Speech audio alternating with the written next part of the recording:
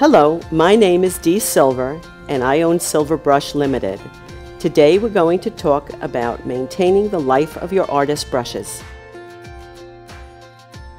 Today we're going to learn how to clean an oil painting brush properly.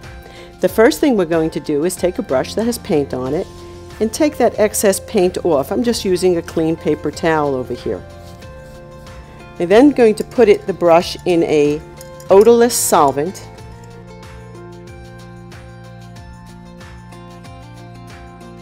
I then take that and clean that excess paint off. You could do this repeatedly, it's okay. I then take a commercial cleaner, a commercial brush cleaner that will add lanolin and make it very pliable so you don't have a very stiff brush when you go back to use it. I then dip it in water, clean some more off, and then I go back to the lanolin with a commercial cleaner, restorer. I can just leave it into the brush, leave it there for drying. We're going to clean a watercolor brush now that has some paint on it.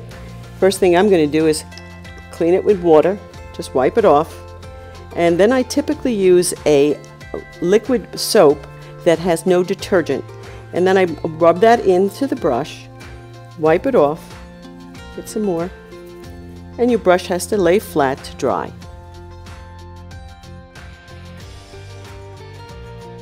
Now we're going to go through Silver Brush's best drying practices.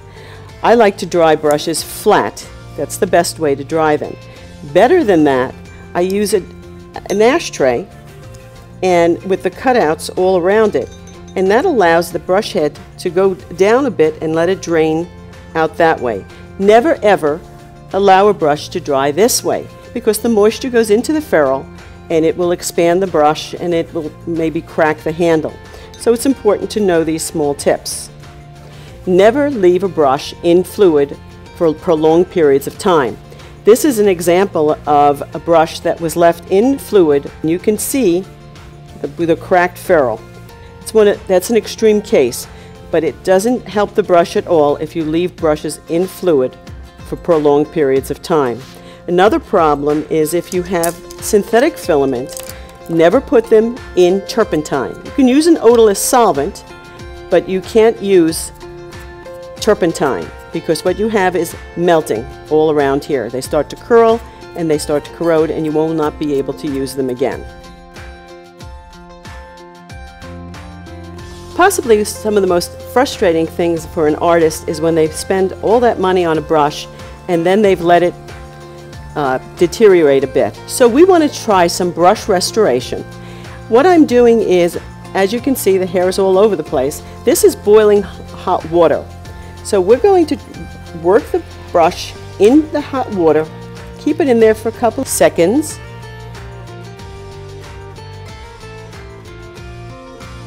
and get that hair to loosen up and relax and go back to its original shape. Now, if you see that there's still hairs that are still all over the place, go back into that boiling hot water and just mold it with your hand.